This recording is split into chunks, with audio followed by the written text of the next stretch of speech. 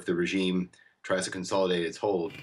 The UN envoy to Syria has already warned that Idlib might become the next Aleppo. Without a political agreement, evacuees may have to flee once more. Fez Jamil, al-Jazeera.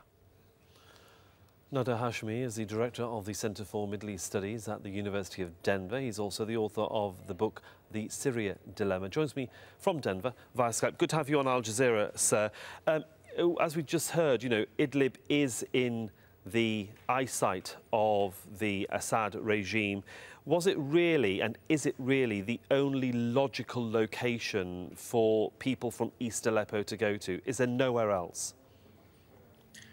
It is the only logical location because in terms of geographic proximity, it makes sense for these civilians in Aleppo to go to that location. Anywhere else is just too far away and too difficult to reach. So in that sense, you know, Idlib province is the only place that civilians from Aleppo can go to have at least temporary relief from their ordeal. It seems that every analyst, every politician, every contributor that we've spoken to here on Al Jazeera, when we talk about the options for those from East Aleppo going to Idlib, all say, yes, that's the only place they can go. It seems that they're jumping out of the pan and into the fire, and if the sites of the Assad regime do fall on Idlib, then one wonders what is going to happen there.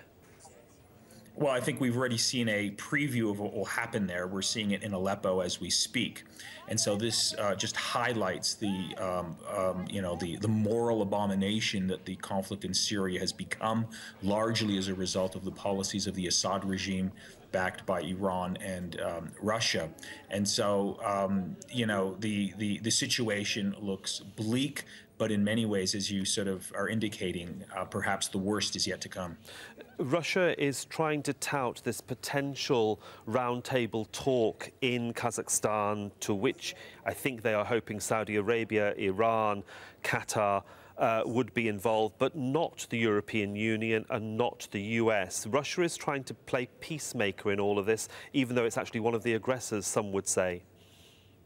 Well, I agree. I think this is one way of trying to, I think, shift the global narrative, where Vladimir Putin is widely and rightly viewed as someone with a lot of blood on his hands, given the war crimes that have been taking place in Syria as a direct result of Russia's intervention. And so now he can shift the narrative and saying, look, I'm organizing this peace conference. It's going to establish a broad ceasefire throughout the country, and he can, I think, hope to gain some public relation points by doing so. But I think the bigger story here is what's going to happen when Donald Trump comes to power, and Putin and Donald Trump have their, I think, their own vision for the future of Syria. So I think these negotiations that Putin is organizing in Kazakhstan are really a sideshow. The bigger negotiations for the future of Syria will be determined between a new Trump administration and Vladimir Putin over the next few months. Of course, this conflict has gone on for nearly 5 years now, and I think one of the issues, certainly for Russia,